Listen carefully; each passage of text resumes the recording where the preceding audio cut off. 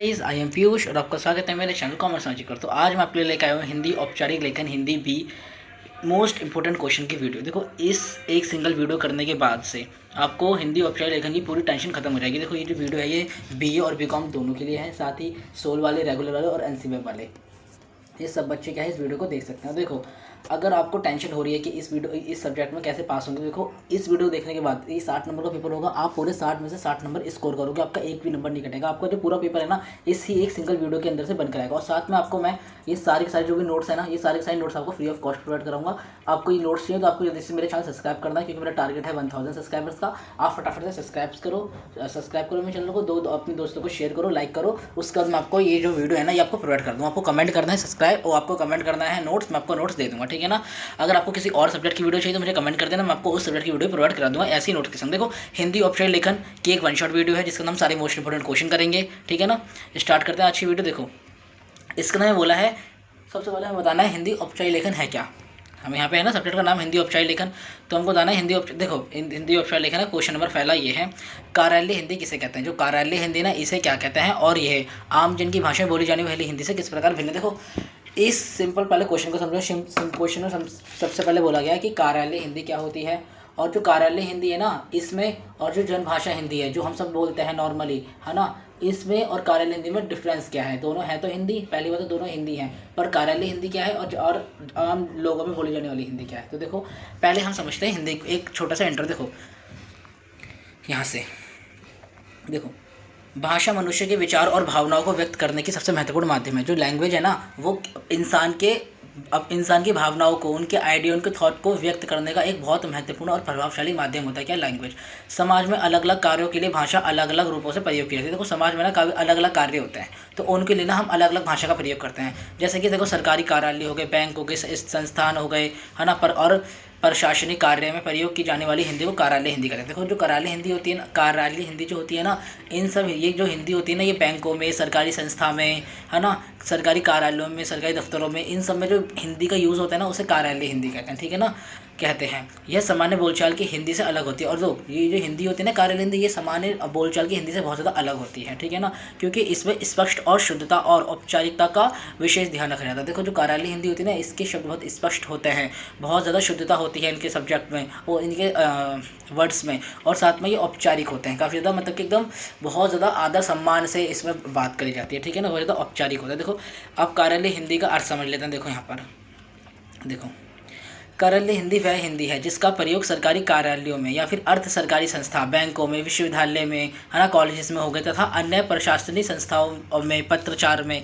और आदेश, अधिसूचना, प्रतिवेदन, विज्ञापन, टिप्पणी और अन्य अधिकारी कार्यों में किया जाता है, ठीक है। देखो, कार्यालय हिंदी को सरल भाषा में समझिए। कार्यालय हिंदी में सरकारी और प्रशासनिक कार्य किए जाते हैं, किए जाने वाली हिंदी होती है। इसमें औपचारिक मानक हिंदी को कार्यालय हिंदी कहते हैं। देखो, कार्यालय हिंदी के मुख्य प्रकार कौन से होते हैं। देखो, पहले आप बेसिक से समझे। देखो, कार्यालय हिंदी वो हिंदी होती है जो हम किसी सरकारी संस्था या बैंक में यूज़ करते हैं। नॉर्मल हिंदी, जनभाषा हिंदी, वो जो हम रोज़मर्रा की लाइफ में बोलते हैं। देखो, आपको एग्जांपल बताता हूँ। मान लो कि हमें ना छुट्टी चाहिए, तो हमने अपने दोस्त से बोली, यार मुझे छुट्टी चाहिए। मैं टीचर से बोलूँगा कि मुझे ना 2 दिन की छुट्टी दे दे।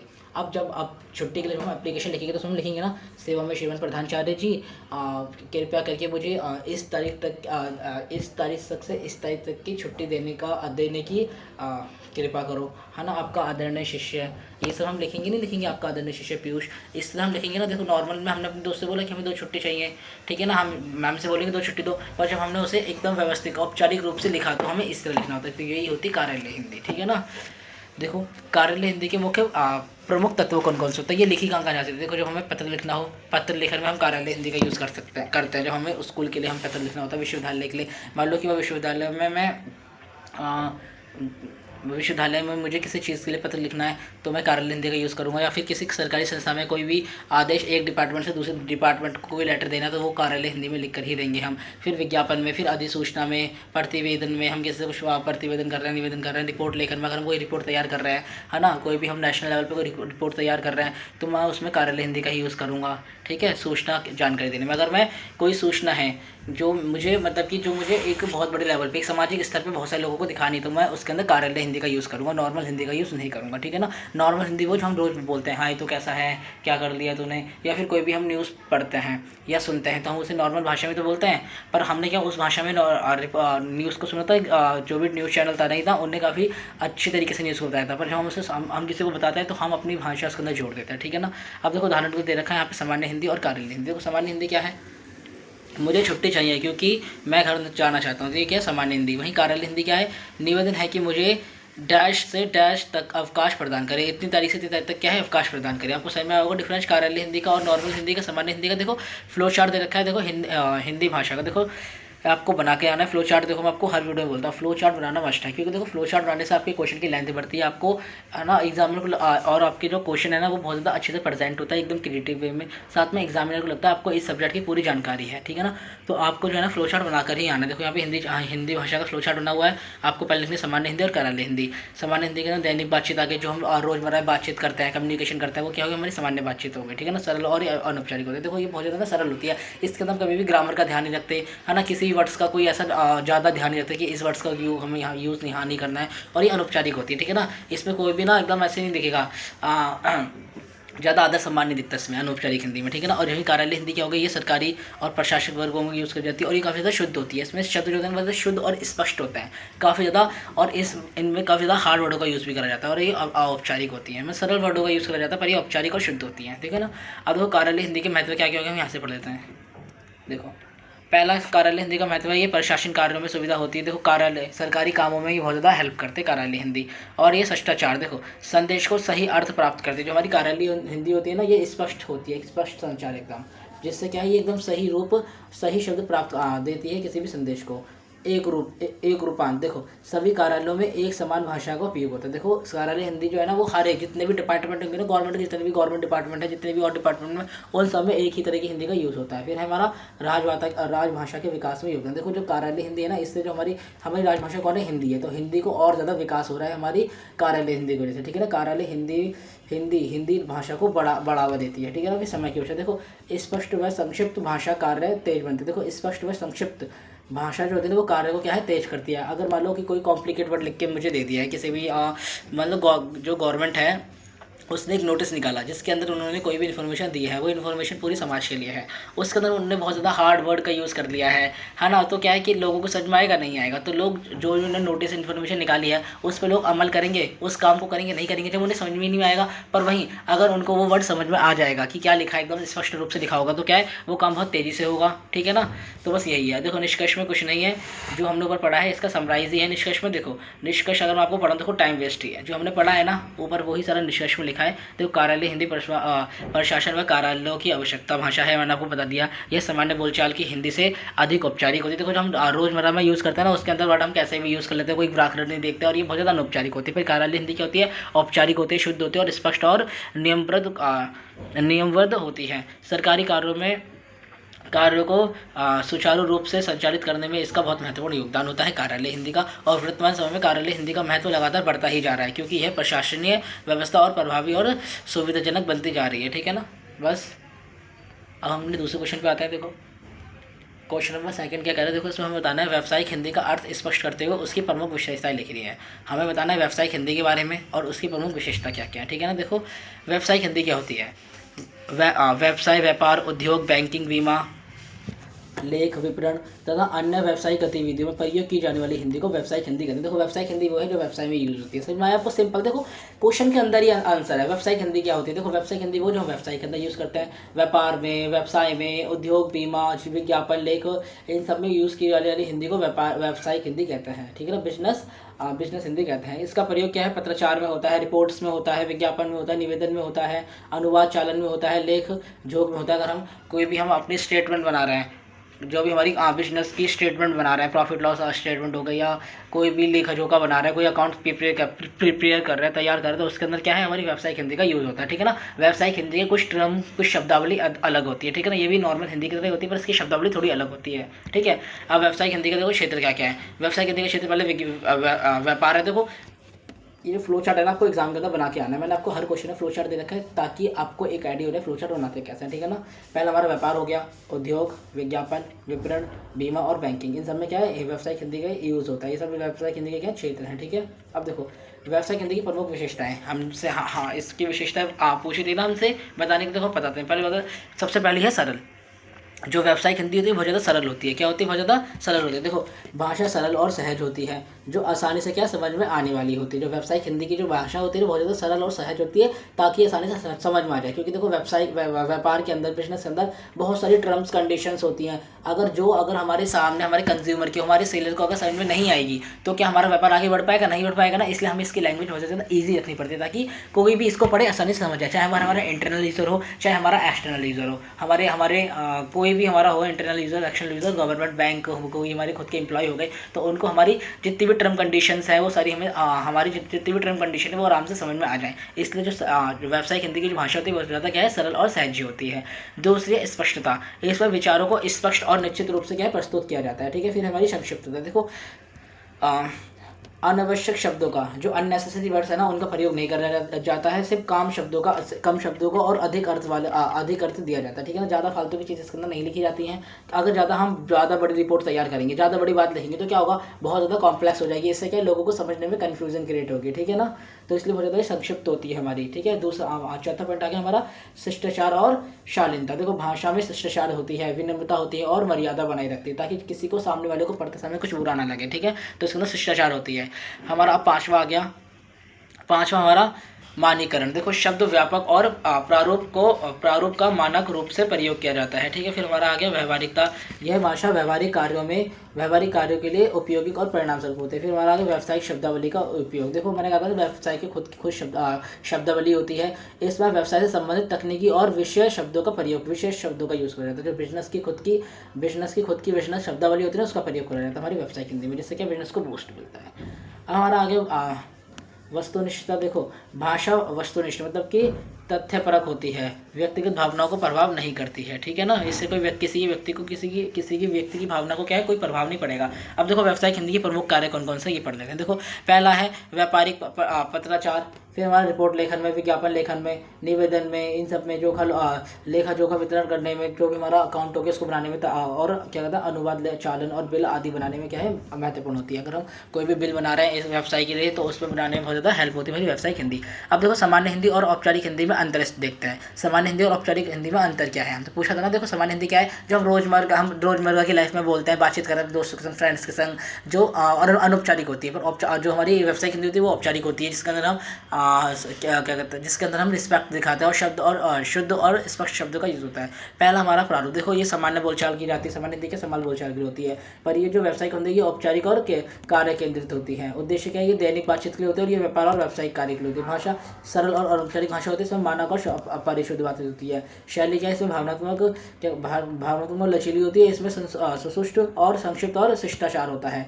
शब्दावली, इसमें साधारण शब्दावली का यूज़ करता है, पर इसके अंदर विशेष तकनीकी शब्दावली होती है। अगर कोई व्यावसायिक, अगर हम कार्यालय हिंदी की बात करें तो उसकी कार्यालय हिंदी की खुद की कुछ शब्दावली होंगी। वहीं व्यावसायिक हिंदी की क्या है, खुद की कुछ शब्दावली होंगी व्यवसाय से रिलेटेड, ठीक है ना। नियमों में लचीलापन होता है, इसमें कुछ भी नहीं, कैसे भी हम बातों को कर सकते हैं, ठीक है ना। किस तरह से भी हम टोन को अपने ले जा सकते हैं। पर वहीं जो हमारा व्यावसायिक हिंदी होती है उसमें निश्चित प्रारूप का नियम होता है कि इस तरह से आपको बोलना है, अपनी टोन चेंज नहीं करनी है, ठीक है ना।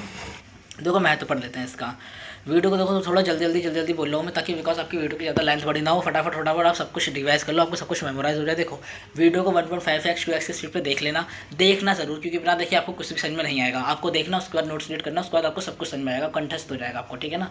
पहला हमारा महत्व होता है व्यावसायिक कार्यों में सही और स्पष्ट संचार के लिए आवश्यक होती है। फिर है समय, धन और श्रम की बचत होती है। व्यापारिक संबंध में विश्वास बढ़ता है। व्यवसाय और संस्था की छवि अच्छी होती है, ठीक है ना। निष्कर्ष आपको पढ़ देना। व्यावसायिक हिंदी व्यवसाय जगत की आवश्यक भाषा है जो व्यावसायिक कार्यों और सरल, स्पष्ट, प्रभावी, सफल बनाती है हमारे व्यवसाय को। अब देखो क्वेश्चन नंबर हम यहाँ पे 3 पे आ जाते हैं। इसमें हमें लिखना है टिप्पणी लेखन की विधाओं की विशेषताओं का विस्तार से वर्णन करना है। हमें टिप्पणी लेखन क्या होता है हमें ये बताना। देखो टिप्पणी शॉर्ट नोट लिखने के लिए आते हैं ना एग्जाम में। अब हमसे यहाँ पे यही पूछा कि जो टिप्पणी लेखन है ये है क्या, ठीक है ना। साथ ही एक उदाहरण भी देना है, मतलब कि हमको एक टिप्पणी लिखकर दिखानी। देखो मैंने आपको जितने इस क्वेश्चन के अंदर ना टिप्पणी लेखन, ब्लॉग, डायरी, तो बहुत सारी चीज़ें आती हैं।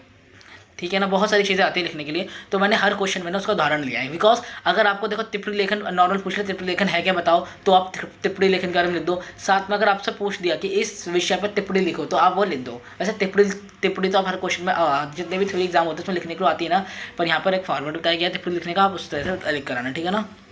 देखो टिप्पणी लेखन है क्या, किसी भी पार्ट पे देखो शॉर्ट फॉर्म में लिखना, उसे टिप्पणी कहते हैं किसी विषय के ऊपर। पढ़ लेते हैं। देखो किसी विषय पाठ का उल्लेख घटना रचना समस्या आदि का अपने विचारों को क्रमबद्ध और स्पष्ट संक्षिप्त रूप से करना ही टिप्पणी लेखन कहलाता है। टिप्पणी लेखन में विषय की विश्लेषण करके अपना मत प्रस्तुत करा जाता है। टिप्पणी लेखन में देखो टिप्पणी लेखन का उद्देश्य क्या होता है, विषय को समझना और उसका विश्लेषण करना, तथ्य और विचारों की तुलना करना, समय के कारण एक समस्या के कारण एक समाधान स्पष्ट करना, अपने विचारों को तर्कपूर्ण ढंग से प्रस्तुत करना, पाठक के ज्ञान और दृष्टिकोण को विकास करना, यही हमारे टिप्पणी का महत्व होता है। देखो टिप्पणी लेखन की प्रमुख विधियाँ कौन कौन सी हैं, विधाएं कौन कौन सी हैं, 5 विधाएं हैं। पहला है हमारा वर्णनात्मक टिप्पणी, किसी वस्तु स्थान व्यक्ति या संदेश या घटना का स्पष्ट क्रमबद्ध तरीके से वर्णन करना ही हमारा वर्णनात्मक होता है। जैसे हमें किसी भी टॉपिक में दे दिया, हम एकदम क्रमबद्ध तरीके से उसका वर्णन करें, उसे वर्णनात्मक कहते हैं। किस प्रकार लिखी जाती है, इसमें केवल तथ्यों और विवरणों का क्रमबद्ध लिखा जाता है। इसका प्रयोग कहाँ होता है, देखो यात्रा वर्णनात्मक में होता है। अगर हम यात्रा कर रहे हैं, तो मान लो कि मैंने दिल्ली से मनाली गया, मैं दिल्ली से मनाली लड़का में सॉरी चलो छोड़ते हैं, दिल्ली से मनाली गया, ठीक है। तो मैं मैंने 5 बजे ट्रेन पकड़ी, ठीक है ना। ट्रेन से मैं मनाली गया, फिर वहाँ पे स्टेशन पर उतरा, मैंने कुछ समोसे खाए, मतलब कि एकदम क्रमबद्ध तरीके से सब कुछ बताऊंगा, ठीक है ना। एकदम सब कुछ की मैंने टिकट खरीदी, मैं फिर ट्रेन में बैठा, मैं इस स्टेशन पर पहुँचा, मैंने यहाँ ये करा, सब कुछ एकदम क्रमबद्ध तरीके से, ठीक है ना। यही यात्रा मंत्रात होती है। तो यही है कि वर्णनात्मक टिप्पणी में सब कुछ एकदम क्रमबद्ध तरीके से बताना। फिर हमारा आता है विवेचनात्मक टिप्पणी, इसमें कहते हैं किसी विषय का कारण प्रभाव और लाभ हानि। इसमें क्या, किसी भी विषय का ना हमें प्रभाव बताना, उसकी हानि और लाभ, ठीक है ना। मेरिट सबको हमको बताना होता है, पक्ष विपक्ष ये सब हमको बताना होता है। विवेचनात्मक कहते हैं, ठीक है ना। देखो किस प्रकार लिखी जाती है, तथ्यों के साथ लेखन अपने विचारों को तर्क भी प्रस्तुत करता है, समस्या नीतियाँ योगदान ये योजना सब बताता है। फिर हमारी आती है आलोचनात्मक, किसी भी देखो इसके अंदर क्या होता है, किसी रचना पुस्तक लेख फिल्म आदि के गुण और दोष के सहित समीक्षा करना है, इसमें आलोचनात्मक होता है। आलोचनात्मक टिप्पणी क्या होती है, किसी भी फिल्म पुस्तक के उसका गुण और दोष बताना है और उसकी समीक्षा करनी है, ठीक है ना। इसमें साहित्य कला फिल्म नाटक ये सब आ जाता है। फिर हमारे तुलनात्मक, इसमें 2 या 2 से अधिक विषयों पर किसी विचारों की तुलना करनी होती है, ठीक है ना। जैसे नीतियाँ हो गई, कोई भी लॉ हो गया गवर्नमेंट के, है ना, कोई नया लॉ और पुराना लॉ, जैसे वो नहीं था क्या नाम है, नई कर प्रणाली और पुरानी कर प्रणाली थी ना, जिसके अंदर कह रहा था कि नई कर प्रणाली ये थी, पुरानी कर प्रणाली ये है, उसके बारे में, है ना, न्यू टैक्स रिज्यूम और ओल्ड टैक्स रिज्यूम, ऐसे क्या है तुलना करना। फिर हमारा आता है समस्या समाधान टिप्पणी, इसमें क्या होता है, किसी भी समस्या के कारण प्रभाव समाधान का विश्लेषण करना होता है। किसी भी समस्या का क्या है, उसका विश्लेषण करना, उसको सॉल्व करना, ठीक है ना। जैसे सामाजिक शिक्षा हो गई, ये सब।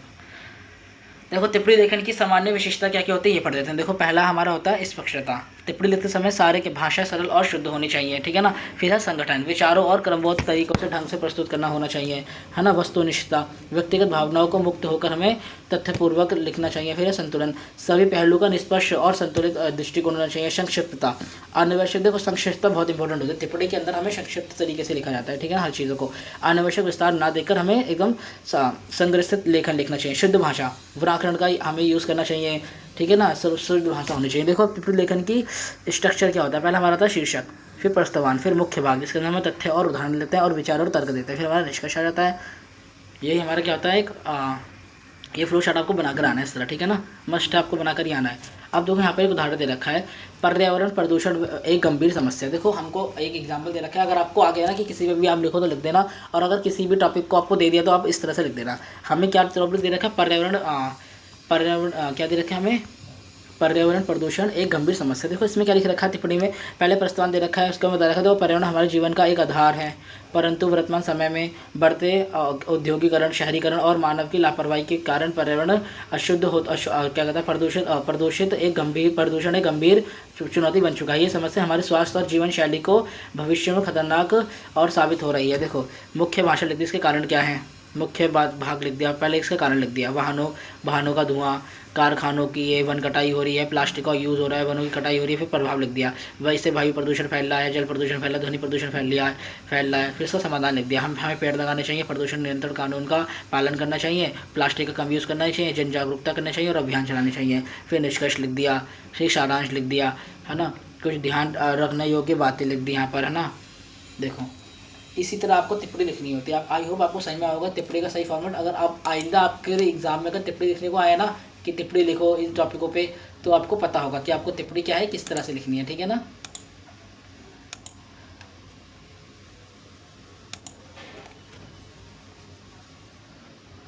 चलो आगे देखते हैं आगे क्या दे रखा है इसके अंदर। एक मिनट। अब देखो क्वेश्चन नंबर 4 है। इसके अंदर हमें बताना है प्रतिवेदना क्या है। प्रतिवेदना तैयार करते समय हमें किन किन बातों का ध्यान रखना चाहिए, ठीक है ना। स्टार्ट। प्रतिवेदना क्या है बताना और प्रतिवेदना तैयार करते समय किन किन बातों का ध्यान रखना चाहिए, ठीक है ना। देखो एक बात सिंपल समझो, आप में से काफ़ी सारे लोगों को समझ में नहीं आ रहा होगा प्रतिवेदना होती क्या है। देखो प्रतिवेदना का मतलब होता है रिपोर्ट। समझ में आ गया आपको। रिपोर्ट तैयार करना है, क्या करना है हमें, रिपोर्ट। हाँ रिपोर्ट क्या है ये बताना है, और रिपोर्ट तैयार करते समय किन किन बातों का ध्यान रखना है ये बताना है। आई होप आपको समझ में आया होगा कि प्रतिवेदना क्या होता है। देखो समझते हैं। प्रतिवेदना वह लिखित वितरण होता है जिसमें किसी घटना का, किसी भी कार्य का या किसी भी समस्या का हम अच्छे से जाँच करते हैं उसकी, ठीक है ना, स्पष्ट रूप से एकदम जाँच करते हैं। उसके बाद क्रमबद्ध तरीके से जानकारी को क्या लिखते हैं किसी भी जगह, या कोई भी रिपोर्ट तैयार करता है, ठीक है ना। प्रतिवेदना देखो एक औपचारिक लेखन होता है जिसमें किसी विषय से संबंधित तथ्यों का निष्पक्ष तरीके से क्या है व्यवस्थित वर्णन किया जाता है, ठीक है ना। और उसे एकदम व्यवस्थित तरीके से, एकदम क्रमबद्ध तरीके से, सीरियल वाइज, कि पहले ये घटना घटी तो इस घटना के बारे में बताएंगे, फिर दूसरी घटना ये, फिर तीसरी घटना ये, चौथी घटना ये, इस तरीके से लिखकर प्रस्तुत करना ही प्रतिवेदना या रिपोर्ट होता है, ठीक है ना। देखो यहाँ पे हम पढ़ लेते हैं। देखो यहाँ पे भी लिख रखा है। देखो किसी कार्यक्रम या घटना या समस्या का निरीक्षण या परियोजन के संबंध में एकत्रित तथ्यों को और सूचनाओं को क्रमबद्ध तरीके से, देखो तथ्य आ गए, फैक्ट्स आ गए और इन्फॉर्मेशन आ गई, इन्हें क्रमबद्ध तरीके से क्या है स्पष्ट और संक्षिप्त वितरण करना ही प्रतिवेदना कहलाता है, हमारी रिपोर्ट कहलाता है। देखो यह किसी भी संस्था, अधिकारी या सीमित को स्थिति के अवगत कराने में क्या है उचित वर्णन करता है, ठीक है ना। जैसे मान लो हम अपनी FIR कराने गए तो FIR रिपोर्ट लिखवाते तो उस समय हमसे पूछते हैं ना कि सबसे हमारे संग मोबाइल चोरी हुआ तो हम कौन सी बस में हुआ, तो हम कौन सी बस, पहले हम बताएंगे कि हमने यहाँ इस स्टेशन से बस पकड़ी, इस स्टेशन से इस स्टेशन की मैंने टिकट ली थी, जब मैं इस स्टेशन पर आया बीच की तो वहाँ पर मेरा पर्स नहीं था, ठीक है ना, और बस इस स्टेशन पे रुकी थी, ठीक है ना, मेरे फ़ोन का कलर ऐसा था। ये सब हम चीज़ बताते हैं, एकदम सब कुछ बताते हैं एकदम क्रमबद्ध तरीके से, इसे ही रिपोर्ट कहते हैं। उसके हिसाब से हमारी रिपोर्ट लिखी जाती है। देखो रिपोर्ट प्रतिवेदन के उद्देश्य क्या होते हैं, किसी कार्य या घटना की विस्तृत स्थिति की अवगत कराना, ठीक है ना, एकदम वास्तविक स्थिति की हमें एकदम पता लग जाएगा, एकदम वास्तविक तरीके से हमारे सामने एक चित्र सा क्रिएट हो जाएगा प्रतिवेदन के समय, ठीक है ना। तथ्य और सूचना को क्रमबद्ध वितरण करना, सब तथ्य और सूचना को क्रमबद्ध वितरण करना, जिससे क्या है कि हम उसका तुरंत के तुरंत सॉल्यूशन निकाल सकते हैं। फिर है समस्या के कारण को पता करना, इससे क्या हमारी समस्या का कारण पता लगता है। फिर है समाधान और सुझाव की प्रस्तुत करना, इससे हम अपने समाधान और सुझाव प्रस्तुत करते हैं और भविष्य के लिए मार्गदर्शन प्रदान करते हैं, ठीक है। अब देखो प्रतिवेदन तैयार करते समय हमें क्या क्या बातें ध्यान रखनी चाहिए। अगर हम कोई भी रिपोर्ट तैयार कर रहे हैं, रिपोर्ट राइटिंग करते समय हमें किस किस बातों का ध्यान रखना चाहिए, तो हम ये देखते हैं। देखो पहला हमारा क्या है, स्पष्टता। हमें भाषा सरल और स्पष्ट भाषा को समझने योग्य होनी चाहिए। हम जो भी लेख लिख रहे हैं ना उसमें सरल भाषा और स्पष्ट होनी चाहिए ताकि वो पढ़ने योग्य हो। दूसरी है वस्तुनिष्ठता। देखो प्रतिवेदन में व्यक्तियों के विचार और बजाय तथ्यों को सरल, देखो हमें इसके अंदर ये नहीं देखना कि हमारे खुद के विचार कैसा है या सामने वाले के विचार कैसा है, हमें इसमें तथ्य ही देना है। हमें अपने विचारों का यूज़ नहीं करना है, हमें अपनी कल्पना नहीं करनी है, जो तथ्य है जो फैक्ट्स है हमें वही चीज़ लेनी है, कुछ और फालतू की चीज़ नहीं लेनी है, ठीक है ना। शुद्धता, देखो भाषा है ना और वर्तनीय और व्याकरण और आंकड़ों की शुद्धता होनी चाहिए। फिर है संक्षिप्तता। अनावश्यक शब्दों जो अनावश्यक शब्द है ना उससे बचें और बातों को कम से कम शब्दों में लिखें, ठीक है ना। ज़्यादा बड़ा नहीं बनाना। अगर हम किसी भी चीज़ को ज़्यादा बड़ा बना देते हैं तो बहुत ज़्यादा कॉम्प्लेक्स बन जाती है, जिससे क्या है कि पाठक को समझ में नहीं आएगी, ठीक है। फिर हमारा क्रमबद्ध, देखो रिपोर्ट के अंदर हमें विचारों और सूचनाओं को उचित क्रम से व्यवस्थित करना चाहिए, ठीक है ना, जिससे क्या है कि हमें एकदम सब सही जानकारी एकदम सही पता हो हमें कि पहले ये हुआ, फिर दूसरे नंबर पर ये हुआ, तीसरे नंबर पर ये हुआ, चौथे नंबर पर ये हुआ। इससे हमें उसका सॉल्यूशन देने में बहुत जल्दी आसानी होती है। छठा है पूर्णता, ठीक है ना। प्रतिवेदन में सभी महत्वपूर्ण तथ्य और आवश्यक जानकारी होनी चाहिए। फिर है प्रासंगिकता, वही जानकारी दे जो विषय से संबंधित हो और फालतू जानकारी नहीं देनी है। फिर है निष्पक्षता, देखो किसी के प्रति पक्षपात किए बिना निष्पक्ष रूप से प्रतिवेदन तैयार करना चाहिए। फिर है सुझाव, अंत में उपयुक्त और व्यवहारिक सुझाव देना चाहिए, ठीक है ना। इसका क्या सॉल्यूशन है। फिर है समयबद्धता, समय पर प्रतिवेदन तैयार करना ही बहुत जरूरी है। देखो अगर हम कोई रिपोर्ट तैयार करें तो हमें इसे समय पर करनी, मान लो हमारा फ़ोन अगर आज चोरी हुआ तो हमें उसकी आज ही रिपोर्ट तैयार करवानी है, ऐसा नहीं कि हम 2 दिन बाद जा रहे हैं, फिर कोई फ़ायदा नहीं है, ठीक है ना। अब देखो प्रतिवेदन की स्ट्रक्चर कैसा होता है। फ्लो चार्ट आपको बना के आना, पहले शीर्षक होता है, फिर प्रस्तावना होता है, फिर मुख्य बिंदु होती है, फिर सुझाव और निष्कर्ष होता है, ठीक है ना। यहाँ पे देखो आपको एक उदाहरण भी दे रखा है, बिकॉज अगर आपके पेपर में आगे पूछने को कि प्रतिवेदन तैयार करो, ठीक, प्रतिवेदन क्या होता है वो बताओ तो आप बता दोगे। साथ में अगर आपसे ये पूछ ले कि एक प्रतिवेदन तैयार करो इस टॉपिक पे, तो आप उस टॉपिक में बता देना, या फिर आपसे बोलते हैं किसी भी टॉपिक पर तैयार करो तो मैं जो टॉपिक आपको कराना उस टॉपिक पर बना देना। देखो टॉपिक, देखो यहाँ पे ये जो है ना इसके प्रकार, ये आप याद कर लेना, ठीक है ना। ये फ्लो चार्ट बना देना। देखो किस टॉपिक पे आएगा ये तो मैं आपको नहीं बता सकता, पर हाँ आपको इस फॉर्मेट में लिखना ये मैं आपको बता सकता हूँ, ठीक है ना। देखो किसी भी टॉपिक पे आ सकता है, पर आपको फॉर्मेट यही लिखना है, ठीक है। पहले आपको लिखना सेवा में, पहले आपको देखो यहाँ पे दे रखा है विद्यालय में आयोजित वार्षिकोत्सव कार्यक्रम पर प्रतिवेदन तैयार करना है, ठीक है ना। तो सबसे पहले सेवा में, है ना। फिर प्राचार्य महोदय राजकीय उच्च माध्यमिक विद्यालय जयपुर महोदय, ये लिखना है। फिर उसके बाद हमें इस तरह से समय देना यह है कि 15 मार्च 2024 को हमारे विद्यालय वार्षिक महोत्सव बनाया गया। फिर देखो कार्यक्रम का वितरण लिख देना है आपको, इस तरह आपको लिख कर आना है कार्यक्रम का वितरण, कार्यों की विशेषता, कमियां क्या रही, इसके सुझाव क्या रहे, निष्कर्ष क्या रहेगा, आपको ये सब लिख के आना है। उसके बाद आपको यहाँ पे इस तरह से लिख देना, ठीक है ना। डेट डाल देनी है, कक्षा डाल देना, आपका नाम और भविष्य डाल देना, ठीक है ना। देखो यही इसका फॉर्मेट होता है। आप अच्छे से एक बार देख लो, नोट्स में से अच्छे से रीड कर लेना, क्योंकि देखो ये क्वेश्चन आएगा ही आएगा, 100% श्योर हूँ। PYQ से ही लिया गया है सारे क्वेश्चन, ठीक है ना। प्रतिवेदन लिखते समय किन किन बातों को ध्यान रखना चाहिए। हमने ऊपर पढ़ लिया, सही आंकड़े तथ्य होने चाहिए, अनावश्यक वितरण नहीं होना चाहिए, स्पष्ट और क्या शालीनता भाषा का प्रयोग करना चाहिए, अंत में उचित निष्कर्ष और सुझाव देना चाहिए। देखो इसका मतलब ये तो सुझाव देना। अब देखो सेम क्वेश्चन है, व्यापार पत्र लिखने होते किन किन बातों को ध्यान रखना चाहिए। देखो वही सब बातें हमें बता रखी है, कुछ भी नहीं है, ठीक है ना। और यहाँ पर आपको एक एग्जाम्पल भी दे रखा है, देखो ये रहा उदाहरण के लिए। देखो ये एग्जाम्पल दे रखा है आपको, इस तरह आपको ये एक अलग एग्जाम्पल है, आप इस तरह से बना के आ सकते हो, ठीक है ना। एक अलग एग्जाम्पल है, ठीक है ना, क्योंकि आपके एग्जाम में किसी भी टॉपिक पर आ सकता है, तो मैंने आपको 2 एग्जाम्पल प्रोवाइड कराए हैं, ठीक है ना। आपको यहाँ से पढ़ लेना है, ठीक है।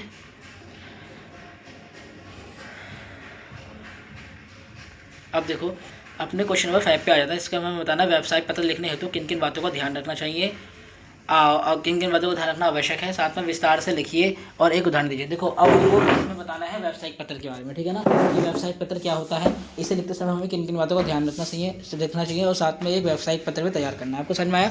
अगर व्यावसायिक पत्र क्या होता है तो आप लिख दोगे जो मैं पढ़ाऊंगा, साथ में अगर बनाने को आगे कि इस टॉपिक को बनाओ तो आप लिख देना, क्योंकि देखो टॉपिक बताना पॉसिबल नहीं है कि किस टॉपिक पर आएगा, वो एग्जामिनर आपको किसी भी टॉपिक पर दे सकता है, पर हाँ कि क्वेश्चन व्यावसायिक पत्र से आएगा ये कन्फर्म है। और इसका फॉर्मेट क्या होता है मैं आपको ये बता दूंगा, जिससे कि आप आराम से लिख दोगे, ठीक है। बहुत ईजी है, ज़्यादा हार्ड नहीं है। देखो व्यावसायिक हिंदी क्या होती है, हमने वो पढ़ ली, जो व्यावसायिक हिंदी क्या होती है, जो व्यवसायों में यूज होते हैं, व्यावसायिक हिंदी कहते हैं। देखो व्यावसायिक पत्र लिखने के लिए हमें किन किन बातों का ध्यान रखना चाहिए। देखो पहले हम पढ़ेंगे व्यावसायिक पत्र क्या है। देखो पढ़ते हैं। व्यावसायिक संस्था या कंपनी, कार्यालय, फर्मों, ग्राहकों और आपूर्तिकर्ताओं, बैंक तथा अन्य व्यावसायिक संगठनों के बीच होने वाली पत्राचार को व्यावसायिक पत्र कहते हैं। इन पत्रों के उद्देश्य वस्तु सेवाओं की खरीद, है ना, और परोक्षत भुगतान, आदेश, शिकायत, सूचना, अनुवाद, शिकायत आदि सम्मिलित है। देखो व्यावसायिक पत्र सिंपल भाषा में, जब हम कोई भी लेटर बिजनेस को लिखते हैं या एक बिजनेस दूसरे डिपार्टमेंट दूसरे बिजनेस को लिखता है, उसे व्यावसायिक पत्र कहता है। मान लो कि हमें फीडबैक देना है, हमने कोई प्रोडक्ट खरीदा किसी भी कंपनी का, हमें फीडबैक देना है, तो हमें वो प्रोडक्ट अच्छा लगा या बेकार लगा तो हम उसका फीडबैक देते हैं ना लिख कर, तो उसे व्यावसायिक पत्र कहते हैं। या फिर एक कोई भी व्यवसाय है वो अपने टर्म कंडीशन बता रहा है लिख कर, तो उसे व्यावसायिक पत्र कहते हैं। जिससे क्या अपने कंज्यूमर को वो टर्म कंडीशन बता रहा है या वो अपनी फाइनेंशियल स्टेटमेंट शो कर रहा है अपने फाइनेंशियल ईयर के एंड में, तो उसे व्यावसायिक पत्र कहते हैं, ठीक है ना। अपने इंटरनल और नेशनल यूजर को कोई भी इन्फॉर्मेशन देनी तो उसके लिए जो लिखा जाता है पत्र, उसे व्यावसायिक पत्र कहते हैं। आपको समझ में आ गया व्यावसायिक पत्र क्या होता है। I hope. अब देखो पढ़ते हैं व्यावसायिक पत्र का उद्देश्य क्या होता है। देखो इसका पहला उद्देश्य है व्यापारिक संबंधों को अच्छा बनाना, स्पष्ट और संक्षिप्त और प्रभावी संचार स्थापित करना, अच्छा से अच्छी कम्युनिकेशन हो, एकदम स्पष्ट और संक्षिप्त और प्रभावशाली संचार हमारा कम्युनिकेशन हो, ठीक है ना। कुछ भी ऐसा ना हो कुछ कन्फ्यूजन क्रिएट हो जाए, इस तरह से कुछ भी ना हो। और लेन देन को सुचारू और सुरक्षित बनाना, इसमें क्या लेन देन को अच्छा बनाना, समस्याओं का समाधान व नियंत्रण करना, और समय, धन और संस्था और इंसानों की बचत करना, ठीक है ना। समय की और धन की क्या है बचत करना। अब पढ़ेंगे व्यावसायिक पत्र लिखने समय हमें किन किन बातों का ध्यान रखना चाहिए। पहले हमारा होता है स्पष्ट शब्द स्पष्ट उद्देश्य। देखो अगर हम कोई व्यावसायिक पत्र लिखना है तो हमें उसका उद्देश्य एकदम स्पष्ट होना चाहिए, ठीक है ना। पत्र लिखने से पहले हमें उसका उद्देश्य स्पष्ट करें कि हमें किस उद्देश्य पर हमें पत्र लिखना है, ठीक है ना। और किस पे हमें क्या सूचना देनी है, हमें क्या मंगवाना है, या किस समस्या का समाधान करना है, ठीक है ना। ये हमारा एकदम क्लियर होना चाहिए। शिष्ट और औपचारिक भाषा, हमें उसके अंदर एकदम अच्छी शिष्ट और औपचारिक भाषा का यूज़ करना है। सरल भाषा शुद्ध और स्पष्ट और विनम्र होनी चाहिए। अनावश्यक शब्दों का यूज़ नहीं करना है, ठीक है ना। और अननेसेसरी वर्ड्स का यूज़ नहीं करना है। शिष्टाचार वाली भाषा होनी चाहिए। संक्षिप्तता मतलब कि छोटा, ठीक है ना। पत्र छोटा होना चाहिए परंतु पूर्ण जानकारी होनी चाहिए, ठीक है ना। ज़्यादा बड़ा नहीं होना चाहिए, भरपूर हो और आवश्यक विस्तार ना हो और फालतू की चीज़ें उसके अंदर लिखी ना हो। फिर हमारा सही प्रारूप का पालन। देखो व्यवसाय पत्र निर्धारित प्रारूप में ही लिखा जाए, ठीक है ना। इसके अंदर पोषक का पता, दिनांक ये सब ना लिखा जाए तो ठीक है। फिर हमारा सही जानकारी।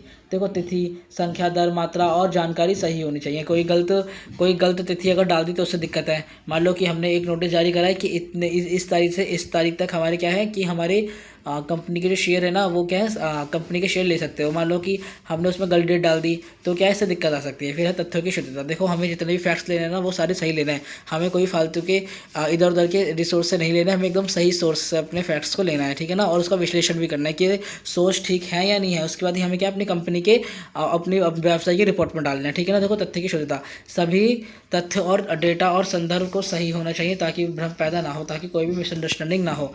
विनम्र व सकारात्मक दृष्टिकोण। देखो हमें अपना जो दृष्टिकोण है ना बहुत ज़्यादा सकारात्मक रखना चाहिए और अपना विनम्र रहना चाहिए, ठीक है ना। शिकायत या असहमति से भी विनम्र भाषा में लिखें, ठीक है ना। विनम्र भाषा में लिखनी चाहिए। फिर है सामुचित समापन। देखो पत्र के अंत में धन्यवाद ऐसे शब्द लिखने चाहिए, ठीक है ना। धन्यवाद है, अपेक्षा या भविष्य में सहयोग की आशा और आवश्यक, ये सब आपको लिखना है। फिर है हस्ताक्षर और नाम। देखो पत्र के अंत में हमें हस्ताक्षर करना चाहिए और नाम लिखना चाहिए। फिर है प्रूफ रीडिंग। देखो पत्र भेजने से पहले वर्तमानी व्याकरण और तथ्यों की पूर्ण जांच कर लेनी चाहिए, ठीक है ना। देखो व्यावसायिक पत्र की संरचना कैसी होती है। देखो पहले यहाँ पे दे रखे हैं हमको पोषक का पता, दिनांक, प्राप्तकर्ता का पता, विषय और देखो रिसीवर एड्रेस और सेंटर एड्रेस दोनों, सेंटर एड्रेस और रिसीवर एड्रेस दोनों इसके अंदर होता है व्यावसायिक पत्र के अंदर, ठीक है ना। जैसे यहाँ पर उदाहरण दे रखा है, ये आपको उदाहरण देख लेना है। देखो यहाँ पे सेंटर एड्रेस, रिसीवर एड्रेस है, ठीक है ना। फिर यहाँ पे विषय दे रखा है, उसका फिर आपको नॉर्मल लिख देना है। और यहाँ पे अपना भवदीय हस्ताक्षर करना है, राहुल अपना नाम लिख देना है, पोर्टफोलियो प्रोप्राइटर लिख देना है। उसके बाद आपको यहाँ पे इन्फॉर्मेशन लिख देनी है, ठीक है ना। इस तरह का आपको फॉर्मेट होगा, ठीक है। अगर आपका मेल है तो मेल लिख देना, नहीं तो छोड़ देना, मतलब मेल याद हो तो। व्यावसायिक पत्र के प्रकार देखो कितने प्रकार होता है। पहले होता है आदेश पत्र, होता है हमारा ऑर्डर लेटर होता है। अगर हम किसी को भी कुछ ऑर्डर देते हैं तो उसके लिए क्या हमें ऑर्डर लेटर निकालना होता है। फिर है रिमाइंडर लेटर। अगर मान लो कि कोई भी हमारी कंपनी में ढंग से काम नहीं, हमारे ऑफिस में कोई काम नहीं कर रहा है गवर्नमेंट ऑफिस में, तो हमने हमसे रिमाइंडर देने होते हैं, भाई अगर 30 रिमाइंडर पहुंचा तो तुम्हारी छुट्टी है। फिर शिकायत पत्र, कंप्लेंट लेटर होते हैं, कुछ काफ़ी सारे लोग कंप्लेंट लेटर देते हैं व्यवसाय को।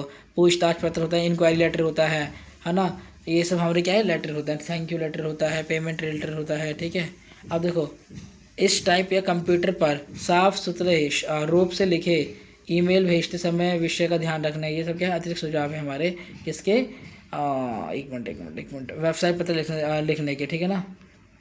आपको पढ़ लेना। देखो पत्र समय पर भेजें ताकि कार्यों में विलम्ब ना हो। देखो अगर हम व्यावसायिक पत्र भेज रहे हैं ना तो हमें इस तरह से भेजना ताकि कार्य में विलम्ब ना हो, तुरंत ही भेजना है। ग्राहक की संतुष्टि का ध्यान रखना है, ठीक है ना। सकारात्मक भाषा का प्रयोग करना, नकारात्मक शब्दों को बिल्कुल यूज़ नहीं करना, उससे बचना चाहिए। हर पत्र में अपनी संस्था की छवि और विश्वसनीयता को ध्यान रखना चाहिए और भविष्य में सहयोग और संबंध को मजबूत बनाना चाहिए, ठीक है ना। अब देखो क्वेश्चन नंबर 6, देखो यहाँ से आपको समझ में आएगा ये क्वेश्चन व्यावसायिक पत्र क्या होता है। आप देखो इसका ये जो एक उदाहरण है ना इसे पढ़ लेना क्योंकि एग्जाम के अंदर आएगा ये आपके। देखो छठा क्वेश्चन है गैर सरकारी या गैर कार्यालय पत्र का स्वरूप तैयार करो। देखो आपके एग्जाम में आता ही है। सबसे पहले हम समझेंगे गैर सरकारी या गैर कार्यालय पत्र होता क्या, ठीक है ना। पहले हम ये समझेंगे। आपके एग्जाम में आएगा गैर कार्यालय पत्र बताओ क्या है और एक उदाहरण सहित भाई गैर कार्यालय पत्र बनाओ। तो दोनों के लिए हम देख लेते हैं। पहले हम पढ़ेंगे कि गैर सरकारी पत्र या गैर कार्यालय पत्र होता क्या है। Non government letter. देखो ये गैर सरकारी पत्र वह पत्र होता है जो किसी भी निजी व्यक्ति या संस्था, कंपनी या संगठन द्वारा किसी अन्य व्यक्ति या संस्था को लिखा जाता है। इससे सरकारी विभाग का सीधा संबंध नहीं होता है, ठीक है ना। ये क्या है इसमें क्या होता है कि जो जो किसी व्यक्ति या संस्था, कंपनी या संगठन द्वारा लिखा जाता है, ठीक है ना, इसे गैर सरकारी पत्र कहते हैं।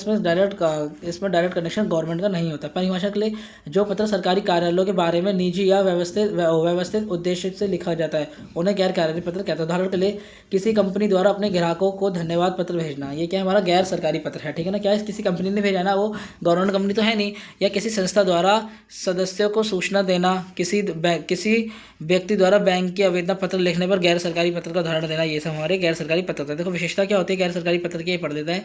यह निजी व्यक्ति या निजी संस्था द्वारा लिखा जाता है, किसी सरकारी विभाग से अत्यंत संबंध नहीं होता है, सरल और भाषा सरल होती है, स्पष्ट होती है, व्यक्तिगत, सामाजिक व व्यावसायिक कार्यक्रमों में लिखा जाता है। इसमें अनावश्यकता और औपचारिक या अनौपचारिक शैली अपनाई जाती है। इसका उद्देश्य सूचना देना, अनुरोध करना या संवेदना स्थापित करना होता है, ठीक है ना। आई होप आपको समझ में आएगा। अब चलो पढ़ते हैं इसके परीक्षा चलो पढ़ते हैं अब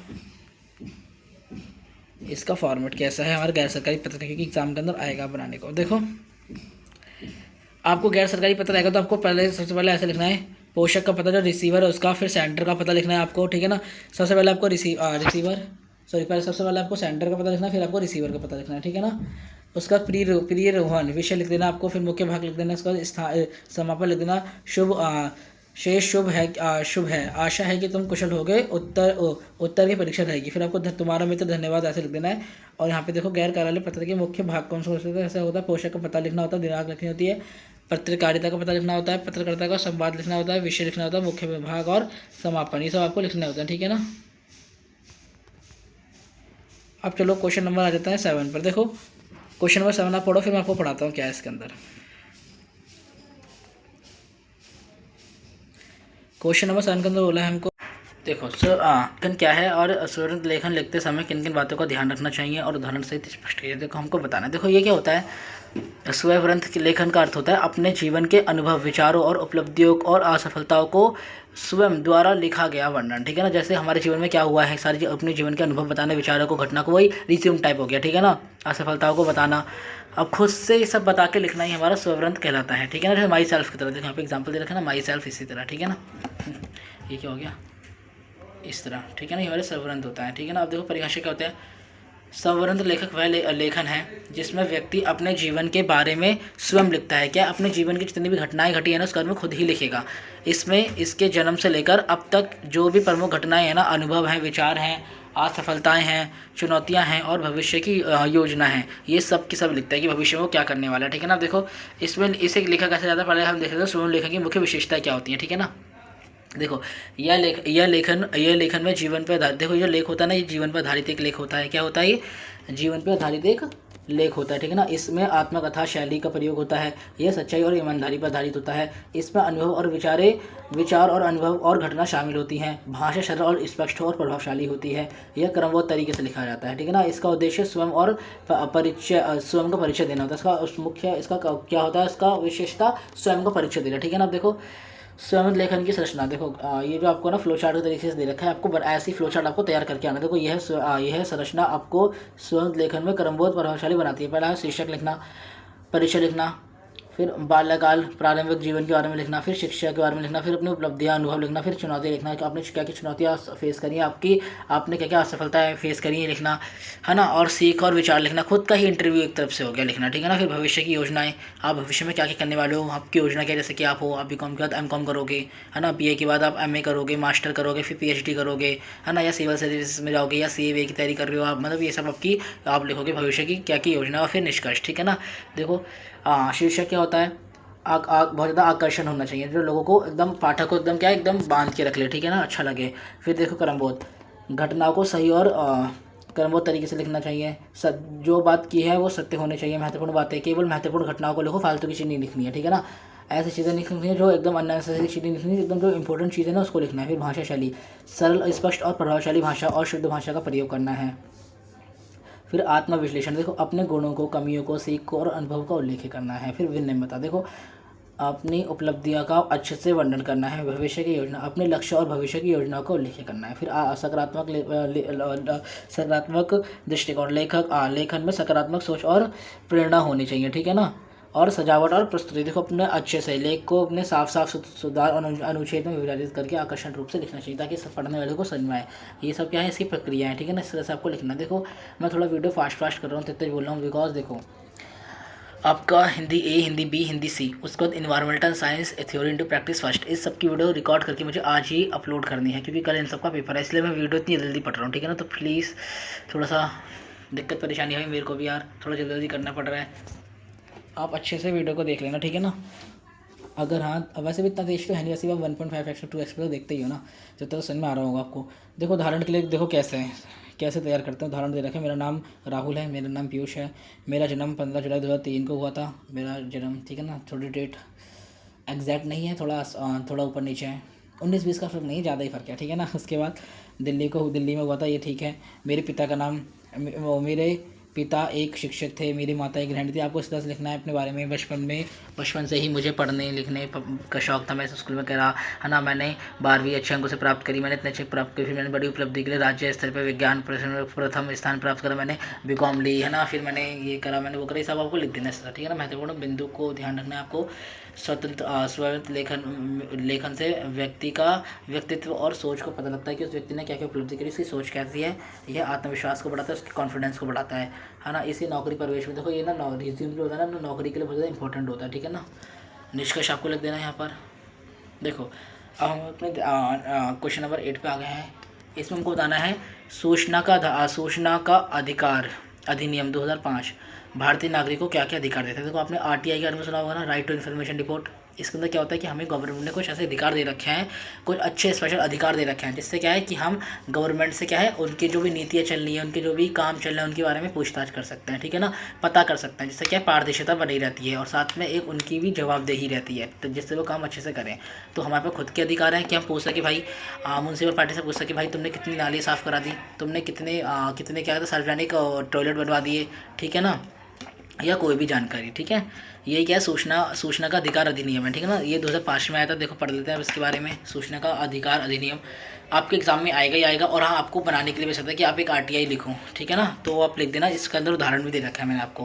पहले हम पढ़ते हैं, देखो क्या इसका अर्थ है। देखो सूचना का अधिकार अधिनियम राइट टू इन्फॉर्मेशन रिपोर्ट 2005 एक ऐसा कानून है जो भारतीय नागरिकों को क्या है, नागरिकों शासन और सार्वजनिक प्राधिकरण के पास मौजूद सूचनाओं तक पहुंचाने का एक अधिकार देता है, ठीक है ना। इसका उद्देश्य होता है पारदर्शिता और जवाबदेही। इसका सबसे मेन उद्देश्य ये है कि सरकारी काम में पारदर्शिता बनी रहे, ठीक है ना, और उन लोगों की जवाबदेही हो, ठीक है ना, और भ्रष्टाचार को नियंत्रण करा जा सके। इसकी सिंपल डेफिनेशन देखो, सूचना का अधिकार अधिनियम 2005 के अनुसार प्रत्येक भारतीय नागरिकों को किसी भी सार्वजनिक प्राधिकारी से सूचना प्राप्त करने का क्या अधिकार देता है। उसको पास अधिकार है, वो मांग सकता है, ठीक है ना, जिससे क्या है शासन की कार्यप्रणाली में पारदर्शिता बनी रहती है और उनको क्या है उनका एक उत्तरदायी बना रहता है, ठीक है ना। अब देखो सूचना का अधिनियम राइट टू इन्फॉर्मेशन रिपोर्ट की प्रमुख उद्देश्य पढ़ लेते हैं। देखो पहला हमारा है पारदर्शिता, ट्रांसपेरेंसी बनी जाती है। शासन का जवाबदेही, उनकी देखो अकाउंटेबिलिटी बनी जाती है, भाई उन्हें जवाबदेही कर दी है। इससे क्या है भ्रष्टाचार कम होता है, ठीक है ना। अगर मान लो उनको भी डर लग जाएगा, भाई कोई ना कोई हमसे आरटीआई के माध्यम से पूछ सकता है हमने कितना काम करा है, हमें उसके अंदर उसको सारी की सारी इन्फॉर्मेशन देनी होगी, जिससे क्या भ्रष्टाचार कम होगा। नागरिकों की भागीदारी, देखो इसमें नागरिक पार्टिसिपेट करते हैं, बढ़ता है, नागरिकों क्या है भागीदारी बढ़ती है, पार्टिसिपेशन बढ़ता है, और लोकतंत्र, इससे क्या लोकतंत्र मजबूत होता है, ठीक है ना। आई होप आपको समझ में आया होगा ये क्या है। अब देखो सूचना के अधिकार अधिनियम 2005 भारतीय नागरिकों को क्या क्या अधिकार देते हैं, ये हम पढ़ते हैं। देखो फ्लो चार्ट बना के दे रखा है आपको। देखो फ्लो चार्ट, देखो हम आपको चिल्ला के बोलते हैं। देखो फ्लो चार्ट आपको बनाना है, इस तरह से आपको एक फ्लो चार्ट बना कर आना है, ठीक है ना। चलो पढ़ते हैं। देखो पहला है सूचना प्राप्त करने का अधिकार। सबसे पहला क्या देता है, आरटीआई सूचना प्राप्त करने का अधिकार। भारतीय नागरिकों को किसी भी सार्वजनिक और प्राधिकारी से उसके कार्य, निर्णय, नीति और योजना के खर्च से जुड़ी कोई भी सूचना प्राप्त करने को देता है, ठीक है ना। कि तुमने भाई इसमें कितना खर्च करा, तुम्हें इतना फंड मिला था, तुमने कितना खर्च करा, तुमने यहाँ के जो खर्च करा तुम उसका मुझे एक लेखा जोखा दिखाओ, तुमने यहाँ पे इस एरिया में कितना खर्च करा, तुमने इस एरिया में कितने बाथरूम बनाए उसकी रिपोर्ट दिखाओ, मतलब टॉयलेट बनाए म्यूनसिपल पार्टी से। तो ये सब क्या है, ये सब इन सब की क्या रिपोर्ट एकदम मांगता है, ठीक है ना। ये सब रिपोर्ट देनी होती है, इन सब का अधिकार होता है नॉर्मल लोगों के पास, ठीक है ना। दस्तावेजों की प्रतिलिपि प्राप्त करने का अधिकार। देखो इससे क्या है, दस्तावेजों की प्रतिलिपि, नागरिक फाइल, रिकॉर्ड और क्या कहते हैं नोटिस, ईमेल, रिपोर्ट, आदेश और परिपत्र आदि की परिमाण प्रतिलिपि प्राप्त कर सकते हैं, इनकी एक कॉपी ले सकता है, ठीक है ना। मुझे इन सब की मान लो उन्होंने बताया कि मैंने इतनी ज़्यादा यहाँ पर म्यूनसिपलिटी ने बताया कि मैंने इतने ज़्यादा क्या है यहाँ पर सार्वजनिक बाथरूम बनवाए हैं, ठीक है ना, टॉयलेट्स बनवाई हैं, तो हम बोलेंगे कि ठीक है कि हमको तुम रिकॉर्ड दिखाओ, अपने दस्तावेज में रिकॉर्ड दिखाओ कि तुमने कहाँ क्या क्या मेंशन करा, तो वो रिकॉर्ड देखेंगे, ठीक है ना। इतनी ज़्यादा हमने क्या है यहाँ पर डस्टबिन लगवाए हैं तो हम उसका रिकॉर्ड मांगेंगे, ठीक है। अब देखो एक है निरीक्षण करने का अधिकार। देखो नागरिक किसी भी कार्य, दस्तावेज, रिकॉर्ड, कार्यस्थल का परिजन का निरीक्षण कर सकता है, ठीक है ना। अगर और रिपोर्ट के अंदर बताया ना कि हमने इतने ज़्यादा डस्टबिन लगवाए इतनी जगह, तो हम वहाँ पर जाके देख सकते हैं, निरीक्षण कर सकते हैं। फिर है नमूना, हम सैंपल प्राप्त करने का अधिकार। हमें किसी भी देखो अगर कोई भी सामग्री है, जैसे कि नागरिक किसी भी परियोजन, किसी भी प्रोजेक्ट कार्य की सामग्री, नमूना या माल की गुणवत्ता की जाँच कर सकता है, ठीक है ना, ये अधिकार भी हमें देता है। फिर है इलेक्ट्रॉनिक रूप से सूचना प्राप्त करने का अधिकार। देखो किसी भी पेन ड्राइव में देखो नागरिक ना CD के फॉर्म में या फ्लाइप पेन या फिर हार्ड ड्राइव या ईमेल के माध्यम से किसी भी सूचना प्राप्त कर सकता है, यदि वह सूचना इलेक्ट्रॉनिक रूप में उपलब्ध है। अगर मान लो कोई भी इन्फॉर्मेशन, कोई भी सूचना अगर इलेक्ट्रॉनिक रूप से उपलब्ध है तो वो इलेक्ट्रॉनिक रूप से ले सकता है। सूचना के समय सूचना का समय पर प्राप्त होना। देखो एक और है कि जो सूचना है ना वो समय पर प्राप्त हो, ऐसा नहीं है, इनने कुछ दिन दे रखे हैं कि 30 दिनों के अंदर अंदर जो है ना, अगर किसी नागरिक ने सूचना मांगी तो उसे विदिन 30 दिन उसे सूचना प्राप्त करा देनी है, ठीक है ना, यही होता है इसके अंदर, ठीक है ना। अधिनियम के तहत नागरिकों को 30 दिन के भीतर सूचना प्रदान कर देनी अनिवार्य है, और जीवन और स्वतंत्रता से जुड़ी सूचना 40 दिन में। अगर मान लो कोई जीवन या स्वतंत्रता से जुड़ी कोई सूचना तो वो 48 घंटे के अंदर, जो बहुत इंपॉर्टेंट होती है, जो किसी निजी चीज़ से जुड़ी होती है ना, तो उसे 48 घंटे के अंदर देनी है, मतलब कि 2 दिन के अंदर देनी है आपको, ठीक है ना, यही होता है इसके अंदर। देखो महत्वपूर्ण बिंदु क्या क्या है इसकी, यह अधिकार केवल भारतीय नागरिकों को प्राप्त होता है। जो अधिकार है ना, जो भी हमारे इंडियन सिटीजन है ना, सिर्फ उन्हें मिलता है। जो नॉन इंडियन सिटीजन है उन्हें ये अधिकार नहीं मिलता। जो दूसरे देश से आके हमारे देश में रह रहे हैं उन्हें अधिकार नहीं मिलता है। ये अधिकार लोकतंत्र को मजबूत करने में एक अच्छी भागीदारी निभाता है। सूचना तभी दी जाएगी जब वह सार्वजनिक प्रौद्योगिकी का रिकॉर्ड उपलब्ध होगा, ठीक है ना। और देखो राष्ट्रीय सुरक्षा और न्यायालय की अवमान और गोपनीय जानकारी आदि सुरक्षा देना। देखो धारा 8 और धारा 9 के तहत क्या कहता है, उपवाद है। मान लो कोई हमारी ऐसी सूचना है जो बहुत ज़्यादा गोपनीय है, जैसे कि हमारे देश को नुकसान हो सकता है। जैसे मान लो कि कोई सुरक्षा रिलेटेड है, कोई डिफेंस से रिलेटेड कोई इन्फॉर्मेशन कोई नागरिक मांग रहा है तो हम उसे नहीं देंगे, क्योंकि इससे क्या हमारे देश को भी नुकसान हो सकता है। अगर कोई डिफेंस रिलेटेड कोई सूचना मांग रहा है, सूचना ना देने पर लोक सूचना अधिकार का जुर्माना भी लगाया जा सकता है, जो 250 प्रतिदिन के हिसाब से क्या कहता है अधिकतम 25,000 हो सकता है। मतलब अगर कोई सूचना नहीं दी ना 30 दिनों के बाद भी, तो उस पर जुर्माना लग जाएगा कि एक दिन का 250 रुपये, और ये 25,000 तक जा सकता है। तो ये भी क्या, और RTI की कुछ फीस भी होती है, 10 रुपये 20 रुपये, ये हमें देनी पड़ती है RTI मंगवाते समय, ठीक है ना, RTI की अप्लाई करते समय। अगर मान लो किसी भी सरकारी अधिकारी ने हमें उसका क्या कहता है वो नहीं दिया, सूचना नहीं दी, तो उस पर 250 से लेकर 25,000 रुपये तक की जुर्माना लगेगा, ठीक है ना। अब इसका अपवाद पढ़ देखें, देखो धारा 8 के अंदर आता है। देखो देश की सार्वभौमिक और सुरक्षा को प्रभावित करने की सूचना और करने वाली होती है। न्यायालय द्वारा निष्पत्त का गोपनीय सूचना ये हम नहीं देते हैं, ठीक है ना। व्यापारिक गोपनीय वैदिक संपदा की जानकारी सूचना नहीं देते हैं। जांच प्रक्रिया बाधा डालने वाली सूचना और व्यक्तिगत जानकारी, किसी भी व्यक्ति की निजी जानकारी का हनन नहीं करते हैं। ये सब क्या है, हम धारा 8 के अंदर आते हैं, ये सब सूचना हम नहीं देते हैं, ठीक है ना। इससे क्या है, किसी भी भाई व्यक्ति की सूचना देंगे तो उसकी प्राइवेसी को हाथ होगी नहीं होगी।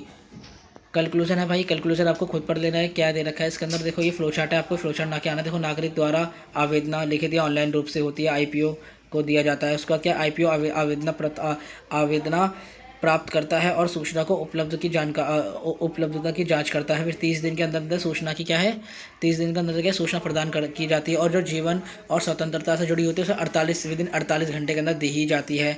फिर यदि सूचना ना दी जाए तो क्या कहता है असंतोषजनक उत्तर मिले। अगर मान लो सूचना नहीं दी, तो सूचना नहीं मिली तो हमको उससे उत्तर चाहिए होता है भाई, जो भी हमारे गवर्नमेंट ऑफिसर है, कि हमको ये सूचना क्यों नहीं मिली, हमें अब एक ऐसा उत्तर दो, हमें कुछ ऐसी रीज़न दो जिससे हम सेटिस्फाई हो सकें, ठीक है ना। कोई फालतू की बात बकवास मत कर देना कि छुट्टी थी कि हॉलीडे मनाने चलेगी, हमें ऐसे नहीं चाहिए। हमें एक ऐसा एकदम ठोस एकदम हमें उत्तर चाहिए, ठीक है ना।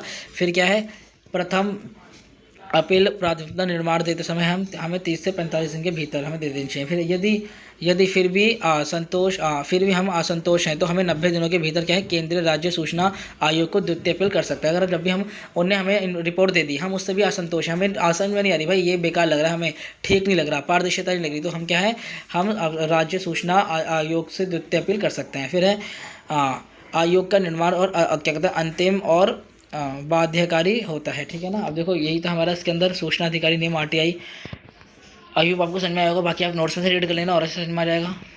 अब देखो हमको यहाँ पे 9वें क्वेश्चन बताना है, प्रेस विज्ञापित क्या है और इसके क्या महत्व होते हैं, उदाहरण सहित कीजिए। ठीक है ना, इसमें हमें क्या बताना है, क्या है और साथ में इसका महत्व बताना है और उदाहरण सहित है। हमें इसका उदाहरण दे रखा है कि किस तरह से लिखी जाती है हमारी प्रेस विज्ञापित, क्योंकि देखो एग्जाम के अंदर आ गया प्रेस विज्ञापित क्या है, इसके महत्व बताइए तो आप लिख दोगे। अगर मान लो कि आ गया कि आप एक प्रेस विज्ञापित लिख के दिखाओ, खुद का टॉपिक दे दें या बोले कि अपने टॉपिक पे बनाओ, तो वो भी हम लिख दें। ठीक है ना, इसलिए मैंने आपको उदाहरण भी दिया है। देखो सबसे पहले देखो प्रेस विज्ञापित होती क्या, देखो प्रेस विज्ञापित का मतलब होता है जब गवर्नमेंट या कोई भी सरकारी संस्था या फिर कोई भी बैंक हो गया या फिर कोई भी कंपनी हो गई, जब वो किसी भी इन्फॉर्मेशन अपनी मतलब कोई भी इन्फॉर्मेशन को ना सब लोगों को बताना चाहते हैं, मतलब कि सार्वजनिक स्तर पर कोई भी चीज़ पब्लिश करना चाहती है, कोई इन्फॉर्मेशन सब लोगों को बताना चाहती है एक संग, तो वो ना प्रेस विज्ञापित मतलब कि प्रेस रिलीज करता है, मतलब कि कोई भी इन्फॉर्मेशन को क्या है प्रेस को देता है, टीवी पर देता है, पत्रकारों को देता है, तो वो क्या है अपने पत्रचार में मतलब समाचार पत्रों में, टीवी पे, रेडियो पे और अन्य जो भी मीडिया होगी ना, इन सब पे एक संग रिलीज कर देता है, जैसे कि वो इन्फॉर्मेशन सबको पता लग जाती है। मान लो कि कोविड-19 आया था,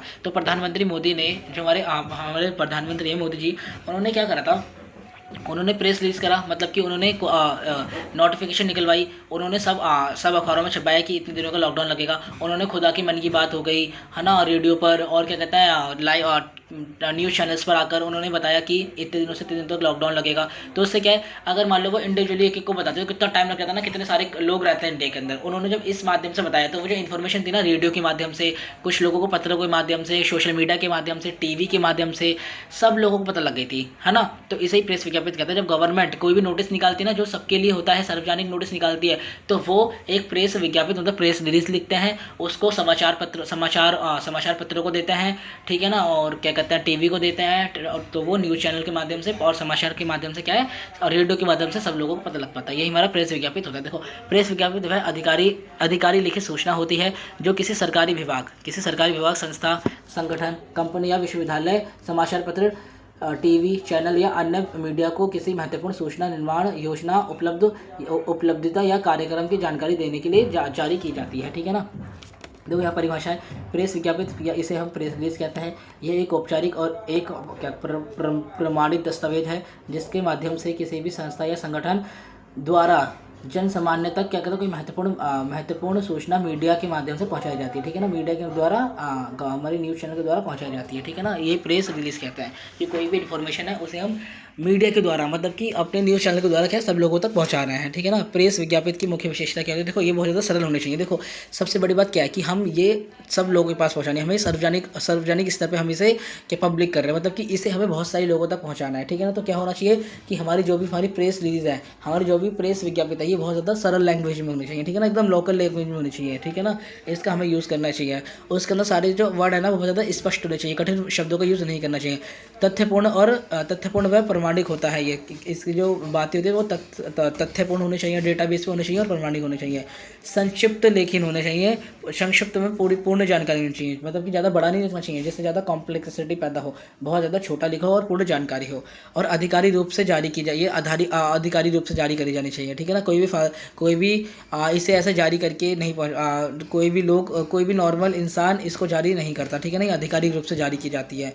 समाचार शैली में लिखी जाती है, देखो ये जो है ना ये समाचार शैली में लिखी जाती है। ठीक है ना, और निष्पक्ष और वस्तुनिष्ठ होती है, इसमें कोई भी खुद के विचार नहीं लिखे जाते हैं। इसमें तिथि, स्थान और जारी करने वाली संस्था का नाम लिखा होता है। ठीक है ना, इसकी तिथि कितनी तारीख को जारी करी गई, किस संस्था ने जारी करी गया और संस्था का नाम। ठीक है ना, ये सब लिखा होता है। देखो प्रेस विज्ञापित के प्रारूप क्या होता है, सबसे पहले लिखते समय हम इसे कैसे लिखते हैं, सबसे पहले हमें लिखना होता है जारी करने वाला संस्था का नाम।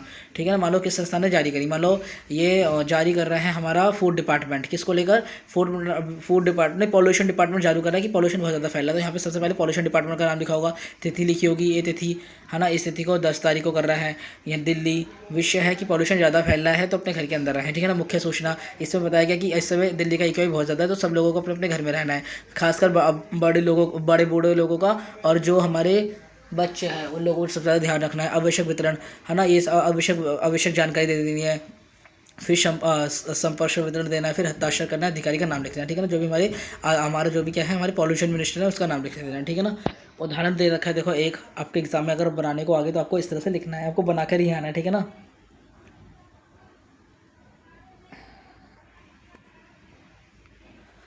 प्रेस विज्ञापन अब सब देखो, सबसे पहले आपको एक बॉक्स बनाना है, आपको एक बॉक्स बनाना है जैसे यहाँ बना हुआ है। उसके बाद आपको ऊपर लिखना है प्रेस विज्ञापित, ठीक है ना। उसके बाद आपको लिखना है दिल्ली विश्वविद्यालय। ये क्या बना रहा है, दिल्ली विश्वविद्यालय का एग्जाम्पल लिया है। दिनांक लिखनी है आपको, विषय लिखना है।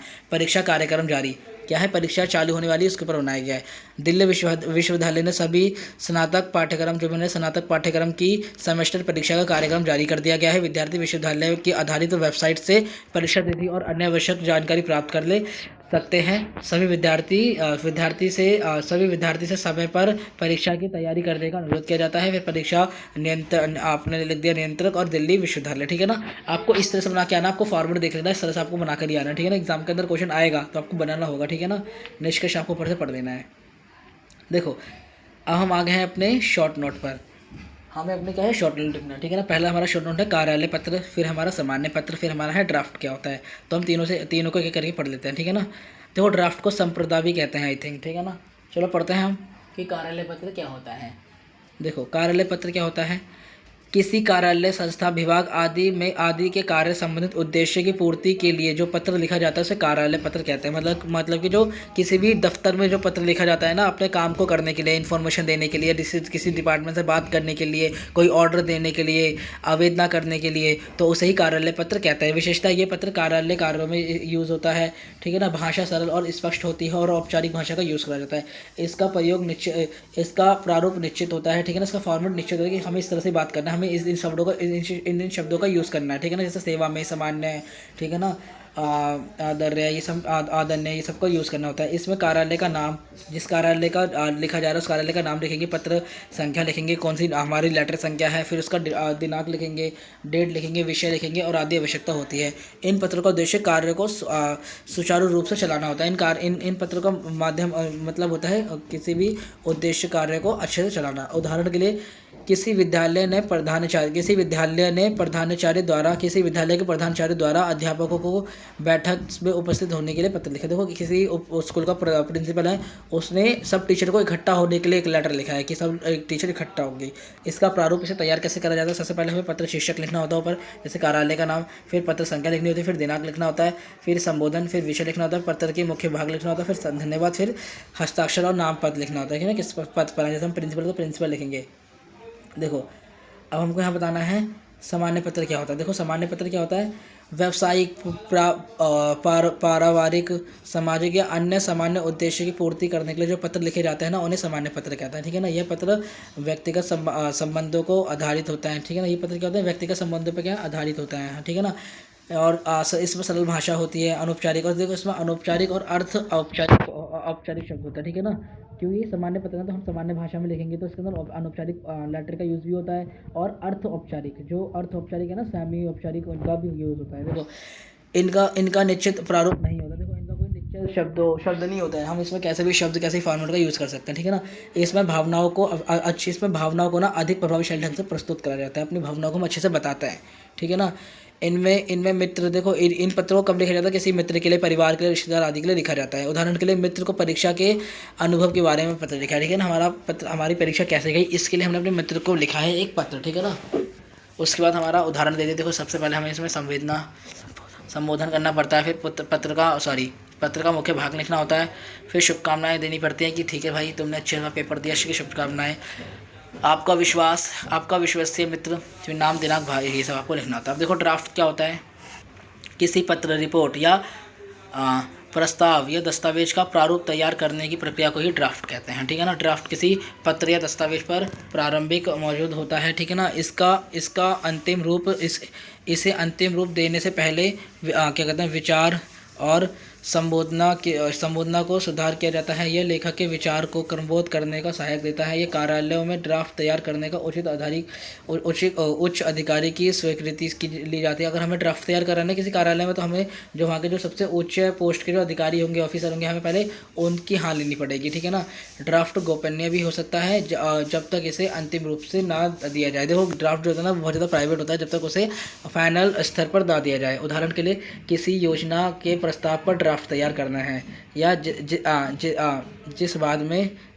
जिसे बाद में संशोधित कर अंतिम रूप दिया जाएगा, ठीक है ना। उद्देश्य क्या हो गया, देखो विचार को स्पष्ट करना होता है, संशोधन और शुद्धता बनाई होती है, त्रुटियों को ठीक करना होता है और अंतिम रूप से देना होता है, ठीक है ना।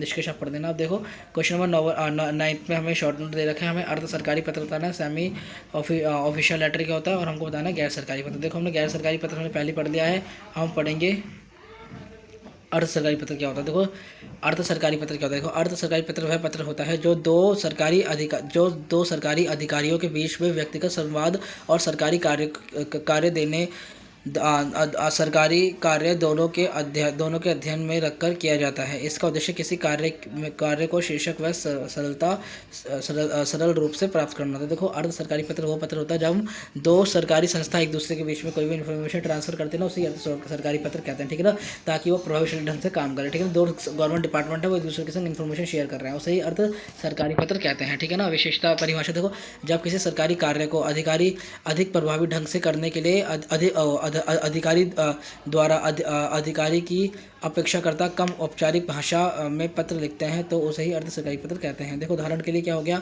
यदि किसी विद्यालय का प्रधानाचार्य जिला शिक्षा अधिकारी से किसी भी महत्वपूर्ण कार्य की शीर्षक पूरे करने के लिए अनुरोध करता है तो उसे अर्ध सरकारी पत्र कहते हैं। देखो इसमें क्या है, एक विद्यालय का प्रधानाचार्य मतलब कि एक खुद वो सरकारी ऑफिसर है, वो जिला के सरकारी अधिकारी शिक्षा अधिकारी जो हमारे जिला के जो जो हमारे एजुकेशन अधिकारी है ना, ऑफिसर है, उनसे वो बात कर रहा है, मतलब कि दोनों गवर्नमेंट ऑफिसर है ना, दोनों एक दूसरे से बात कर रहे हैं तो उसे ही हम अर्ध सरकारी पत्र कहते हैं, इसको उदाहरण कहते हैं, ठीक है ना। देखो इसमें क्या होता है, दो सरकारी अधिकारियों के बीच लिखा जाता है, क्या है, दोनों जो है वो सरकारी अधिकारी हैं, ठीक है ना। इसमें सरकारी कार्यों में इससे क्या है, सरकारी कार्यों में संबंधित विषय होता है। देखो इसका जो कार्य होता है ना वो यही होता है कि कोई भी गवर्नमेंट सब्जेक्ट का काम कर रहे हैं, ठीक है ना। इसमें भाषा विनम्र होती है, सरल होती है और अर्थ औपचारिक होती है, ठीक है ना। कार्यों में शीर्षक पूरे करने का बल दिया जाता है, ठीक है ना। इसमें व्यक्ति संवेदना का भी प्रयोग किया जा सकता है, ठीक है ना। सरकारी पत्र की तुलना में इसकी भाषा अधिक सहज होती है। देखो सरकारी पत्र की तुलना में इसकी क्या है, भाषा बहुत ज़्यादा सहज होती है, क्योंकि देखो इसमें अर्ध औपचारिकता होती है, ठीक है ना। इसमें थोड़े अनौपचारिक शब्द से भी आ जाते हैं, ठीक है ना, थोड़े ईजी सिंपल शब्द आ जाते हैं, ठीक है। तो गैर सरकारी पत्र हमने पढ़ लिया। देखो परीक्षा के लिए देखो अर्ध सरकारी पत्र क्या होता है और गैर सरकारी पत्र देखो क्या होता है। देखो ये दो सरकारी अधिकारियों के बीच में होता है, ये निजी व्यक्ति के संस्था द्वारा लिखा जाता है। ये सरकारी कार्यों में स्थित होता है, ये निजी सामाजिक और व्यावसायिक कार्यों में होता है। भाषा इसमें अर्ध औपचारिक होती है, इसमें भाषा क्या कहता है, आवश्यक के अनुसार औपचारिक अनौपचारिक हो सकती है। इसमें सदैव सरकारी कार्यों की सरकार में तेजी लाना होता है। देखो इसका कार्य जो होता है ना वो सरकारी कामों में तेजी लाना होता है। जब गवर्नमेंट ऑफिसर एक दूसरे से बात करेंगे तो वो क्या किसी बारे में बात करेंगे ना कि हमें इस काम को कैसे जल्दी से कर सकते हैं, इसका उद्देश्य सूचना प्रदान करना होता है। देखो उदाहरण के लिए प्रधानाचार्य द्वारा ईडीओ को एक पत्र लिखना, इसका उदाहरण है कंपनी द्वारा ग्राहकों को पत्र लिखना, ठीक है ना। ये इसका एग्जाम्पल हो गया, ठीक है ना।